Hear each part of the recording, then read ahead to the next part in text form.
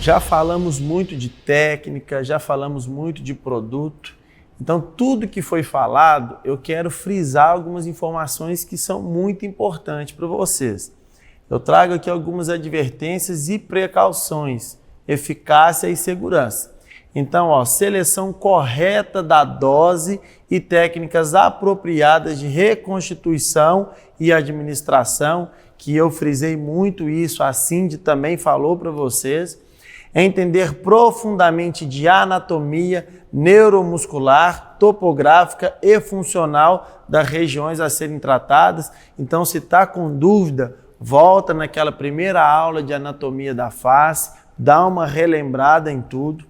E o armazenamento adequado do produto. Vamos lembrar, o Zelme é o único produto que pode ser armazenado em temperatura ambiente antes de ter reconstituição. Depois de reconstituído, todas as toxinas botulínicas precisam ser armazenadas entre 2 a 8 graus Celsius. Estar a par de quaisquer alterações anatômicas que tenham ocorrido com o paciente devido a procedimentos cirúrgicos anteriores. Como que eu sei disso? Através de uma boa anamnese. Então, se eu faço uma boa anamnese com o meu paciente, eu vou ter todas essas informações registradas, que seja elas em documentos físicos ou digitais. Administração de sinectase a fim de potencializar a ação da toxina. Então, sabemos que a toxina botulínica ela é zinco-dependente. Então, uma vez que o meu paciente está com a quantidade de zinco normal no sangue, eu tenho uma potencialização da ação da toxina botulínica. Saber lidar com as intercorrências. Como que eu sei lidar com as intercorrências? Com a minha curva de aprendizado, com cursos, com muita prática. Eu preciso ter essa curva de aprendizado para eu conseguir lidar com as intercorrências. Deve ser realizado com técnica e doses corretas, evitando-se assim a necessidade de retoque. Retoque deverá ser feito quando for uma necessidade estética de assimetria facial ou uma ineficiência da dose inicial a ser corrigida e mapeada. Então, se eu fiz alguma aplicação de toxina botulínica, igual eu acabei de mostrar nos casos clínicos anteriores, não foi suficiente para alcançar tal resultado, logo, no retorno, eu coloco uma dose maior e faço o retoque para alcançar essa eficácia no resultado. Reforços ou correções devem ser realizados entre 15 a 30 dias após o dia da aplicação de toxina botulínica. A gente já falou sobre isso, eu dei o exemplo do gráfico e a gente está frisando novamente. Eu tenho que aguardar esses 15 dias, lembra da linha crescente? Então eu espero 15 dias porque é o tempo para a ação da toxina botulínica. Após esse tempo, precisou de nova aplicação, de algum retoque, agora eu posso fazer essa aplicação. Reforços ou correções devem ser evitados em prazos inferiores a 3 meses, independente do número de unidades utilizadas no primeiro procedimento ou mesmo em outras regiões. O que eu quero dizer para vocês? Ao fazer a aplicação da toxina botulínica, meu paciente voltou, depois de 15 dias eu fiz o retoque e ainda assim talvez não ficou o suficiente ou ficou bom, mas com 60 dias o meu paciente volta no meu consultório e quer fazer uma nova reaplicação. Eu posso, Rit? Posso, mas não deve, porque assim eu estou estimulando a formação de anticorpo neutralizante, ou seja, o efeito vacina. Então a literatura fala para a gente aguardar um prazo de 3 meses para fazer uma nova aplicação de toxina botulínica. Talvez você esteja se perguntando, por que mesmo em outras regiões? É comum o paciente chegar para você e falar assim, olha, eu fiz uma aplicação de toxina botulínica na minha axila, para evitar o excesso de suor. Eu posso aplicar na minha testa, eu fiz o mês passado, em região diferente. Então, independente de onde foi aplicado, qual região do corpo, eu preciso esperar esse prazo de 3 meses para fazer uma nova aplicação. Agora vamos falar um pouco sobre contraindicações. Quando eu não devo fazer a aplicação da toxina botulínica. Contraindicações absolutas: gravidez, amamentação, miastemia grave, que é fraqueza muscular, e pessoa multialérgica. Rit, por que gravidez? Por que amamentação? Pensa comigo. A gestante, ela não pode se submeter a tratamentos medicamentosos, não todos. E a gente tem que lembrar que qualquer tipo de procedimento invasivo, existe o risco ou a possibilidade de uma suposta inflamação ou até uma infecção. E uma vez que eu tenho uma inflamação e uma infecção, eu tenho que tomar medicamentos para tratar essa infecção. Então eu vou evitar que essa gestante passe por tratamentos medicamentosos desnecessários. Por isso eu evito. Então eu não devo aplicar em gestante ou em pessoas que estão amamentando. Contraindicações relativas: alergia a ovo, albumina. Muito se fala de uma correlação entre a alergia ao ovo e a aplicação de toxina botulínica. Entretanto, as toxinas botulínicas não são feitas a partir da albumina de ovo, e sim da albumina humana. Portanto, uma pessoa alérgica a uma clara de ovo, ela não teria restrição de aplicação da toxina. Lesão cutânea da face, acne inflamatória, vacina antitetânica nos últimos 6 meses e período inferior a 3 meses da última aplicação. Então nós estamos frisando mais uma vez que não pode ter a aplicação de toxina botulínica num período antes de 3 meses da última aplicação. Melhorando a minha fala, não é que não pode, mas não se deve aplicar antes dos 3 meses. Rit, vacina antitetânica nos últimos 6 meses, por que eu não posso aplicar? Porque ainda não tem nenhum tipo de estudo que nos resguarda com a aplicação. Então não se deve aplicar em pessoas que teve a vacina antitetânica nos últimos 6 meses. Agora vamos falar um pouquinho sobre orientações do pós-procedimento. Conforme esperado, durante qualquer procedimento injetável, o que pode ocorrer? Dor localizada, inflamação, sangramento ou hematoma e relacionados com agulha, dor. Orientar de forma simples e clara. Então, como que eu vou trazer essa orientação para o meu paciente? Pode ocorrer dor localizada, inflamação, hematomas. Por que hematomas? Porque qualquer tipo de invasão tecidual, eu posso cortar algum vaso menos calibroso. Dor de cabeça ou cefaleia.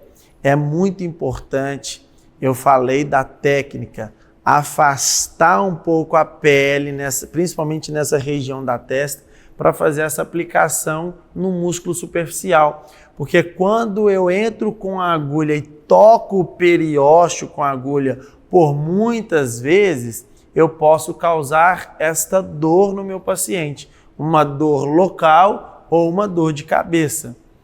Alergia e assimetria transitória. Eu falo que essa ação muscular da toxina botulínica vai levar até 15 dias para ter o efeito máximo. Então, durante esse período, eu posso ter uma assimetria transitória, ou seja, uma sobrancelha está um pouco mais alta que a outra, com 7 dias, com 9 dias a outra sobrancelha vai chegar ao local, ou seja, eu tenho que explicar ao meu paciente que vai ter essa transição. E às vezes até com 15 dias de resultado tem essa transição de talvez uma sobrancelha mais alta que a outra, ou mais função muscular de um lado do orbicular do que o outro, e aí neste caso a gente vai melhorar com o retoque. O resultado se dá ao fim de 15 dias, então mais uma vez a gente frisando para vocês que o resultado final é com 15 dias. Não promete com 5, com 6, com 7, com 10, nem 14. São 15 dias. Não esfregar ou massagear a área tratada por 48 horas seguintes ao tratamento. Não praticar exercícios físicos fadigantes como ginástica, musculação e etc. durante 24 horas. Por que dessas duas frases? Se eu esfregar ou massagear as regiões que eu apliquei toxina botulínica, pode existir o risco de ter migração dessa toxina botulínica para um músculo indesejado. E exercícios fadigantes, a mesma coisa, eu posso estar migrando a toxina botulínica para outra região. Além disso, quando eu faço uma atividade física intensa, eu aumento a temperatura local daquele músculo que teve muita atividade. Você pode perceber quando você faz muita atividade física, você sai da academia com a face muito quente e isso também atrapalha essa ação da toxina botulínica no músculo nesses primeiros dias. Não ingerir bebida alcoólica por 24 horas e evitar locais quentes como exposição solar, sauna, secador de cabelo e etc. Se você é de uma região muito quente ou seu paciente vem de uma região muito quente, é muito importante ressaltar isso para ele, que nos primeiros dias, que nas primeiras 24 horas, ele fique mais com ar-condicionado, que seja no carro, seja em casa ou no trabalho, tentar manter a temperatura um pouco mais ambiente. Suspender procedimentos estéticos por 15 dias. Ai, Rit, mas qual procedimento estético? Quaisquer procedimento estético. Mas por que eu tenho que evitar? Imagina que ao aplicar toxina botulínica, no outro dia seu paciente fez uma limpeza de pele, um peeling ou um bioestimulador com outro profissional. E aí veio a ter algum problema no resultado da toxina botulínica. Logo, ele vai ter dúvida. Espera aí, será que foi por causa desse tratamento que eu fiz com outro profissional que interferiu? Então, para evitar essa dúvida, eu vou aguardar 15 dias, vou esperar o resultado da toxina botulínica chegar no resultado final e aí então eu vou fazer esses outros procedimentos estéticos, seja ele qual for. As pequenas marcas ou inchaços que poderão surgir na pele desaparecerão espontaneamente em 1 hora após o tratamento. É muito comum, acabou a aplicação, seu paciente falar: ai, essas marquinhas que estão aqui, eu vou sair daqui cheio dessas marquinhas. Eu viro para o meu paciente e falo para ele que elas vão desaparecer em 1 hora após o tratamento. Encaminhar fotos do quadro de recuperação conforme orientação do profissional, principalmente se houver algo fora do esperado. Cumprir a agenda de retorno após 15 dias. Eu preciso explicar para o meu paciente que se tiver alguma insatisfação, alguma assimetria, ele precisa vir com 15 dias para que eu possa fazer esse retoque. Se ele não vem dentro do prazo, para me resguardar como profissional, eu não vou reaplicar essa toxina botulínica nele, porque eu posso estar estimulando a produção de anticorpo neutralizante, a não ser com caso específico. Rit, o meu paciente, ele voltou depois de 40 dias e 7 dias depois ele ia ter um casamento da mãe para ele ir e ele queria fazer botox de todo jeito. E aí, eu faço a aplicação ou eu não faço? Bom, eu não devo fazer, mas eu posso, em casos extremos, posso. Vou deixar o meu paciente ir para o casamento com uma sobrancelha mais alta que a outra, porque existe a possibilidade de ter um anticorpo neutralizante? Não, eu vou reaplicar, mas eu vou informá-lo que eu não deveria fazer, que numa próxima aplicação que ele cumpra e venha com 15 dias fazer esse retoque. Orientar sobre a manutenção a cada 3 a 6 meses para evitar que voltem as rugas de expressão. Então, às vezes, meu paciente está aguardando um resultado com durabilidade com 7, 8 meses. Eu preciso frisá-lo que este resultado só dura 30 dias. E após 3 meses, quando ele estiver queixando de alguma insatisfação com linhas dinâmicas, ele precisa reaplicar. Então, eu oriento ele a fazer de 2 a 3 aplicações por ano. No caso de hematoma, usar Trombofob gel.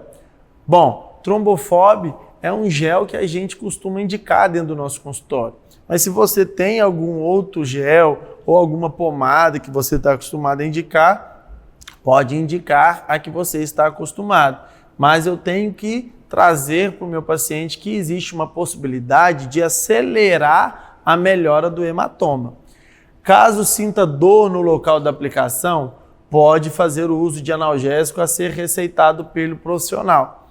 Então eu vou conversar com o meu paciente, qual que é o grau dessa dor? Está muito intensa? Vamos aguardar um pouquinho, se não melhorar, eu vou te indicar um analgésico para passar essa dor de cabeça. Lembrando que se o meu paciente associou com a toxina botulínica preenchimento com ácido hialurônico, principalmente em regiões e áreas de risco, eu não devo receitar analgésico para esse paciente, para que não maqueie nenhum tipo de sintoma que vai me trazer informações de uma possível necrose, de uma possível infecção.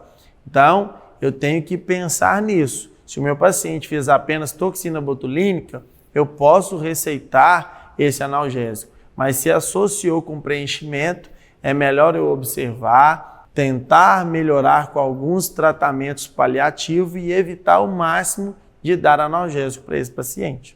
Você não viu nessas orientações a gente falar sobre toxina botulínica e preenchimento. Rit, eu posso aplicar toxina botulínica após o preenchimento ou eu devo aplicar antes? Qual que é a ordem correta? Não existe uma regra. Eu posso aplicar a toxina primeiro, o preenchimento depois. Eu posso preencher primeiro e aplicar a toxina depois, ou eu posso fazer tudo junto na mesma sessão. Não existe nada que me proíba de fazer essa aplicação. Agora vamos falar dos fatores que influenciam na durabilidade da toxina botulínica. Muitos pacientes falam, o botox que eu fiz com você durou menos do que com outro profissional, ou vice-versa. Temos que falar que se o paciente acompanhar certinho, anotando dia por dia como está o resultado do botox, ele vai ver que durou o mesmo tempo. Às vezes estamos distraídos, passamos 5 meses e você acha que o botox acabou com 5 meses, mas não, acabou antes, porém você prestou atenção só agora. Então é muito importante você explicar isso para o seu paciente. Lembrando que a gente já falou sobre as marcas, que não existe diferença entre marcas, e falamos também sobre a ação da toxina botulínica no músculo. Então, o que pode alterar a durabilidade da toxina botulínica? Os fatores que dependem do profissional. Falha de comunicação entre o profissional e paciente, erros na execução da técnica, escolha do músculo errado, falha na reconstituição, erro no cálculo de dose, mau acondicionamento da toxina e aplicação dentro do vaso sanguíneo. Por que a aplicação dentro do vaso sanguíneo? Porque quando eu aplico a toxina dentro de um vaso, é como se eu estou jogando essa toxina botulínica fora, porque a ação dela é no músculo, é muscular. E uma vez que eu aplico essa toxina no vaso, é como se eu estivesse jogando ela fora, então ela não vai fazer efeito. Fatores que dependem do paciente. Omissão de informações na anamnese, expectativas irreais, eu tenho que ser muito claro com o meu paciente, entender qual que é a expectativa dele. Atividade física intensa, então aquele paciente que faz muita atividade física, a função da toxina botulínica no músculo vai passar mais rápido. Paciente muito expressivo, cinética muscular, pacientes que usam cremes com DMAI. Por quê? Esses cremes com DMAI, ele estimula a liberação do neurotransmissor acetilcolina. E a gente viu que a acetilcolina são os neurotransmissores responsáveis pela ação muscular. Então, se esse creme estimula a produção desse neurotransmissor, logo eu tenho que evitar usar esse creme. Hidratação dos tecidos, saúde geral, alterações hormonais e de vitaminas e zinco. Aqui por último a gente coloca o zinco, porque a toxina botulínica ela é zinco dependente. Então, se eu estou com falta de zinco no meu sangue, vai ter uma dificuldade de ação da toxina botulínica. Agora, se eu tenho zinco numa normalidade ou em excesso, a ação da toxina vai ter mais potência no músculo. Encerramos aqui a aula de toxina botulínica. Muito obrigado por nos acompanhar, mas não para por aqui.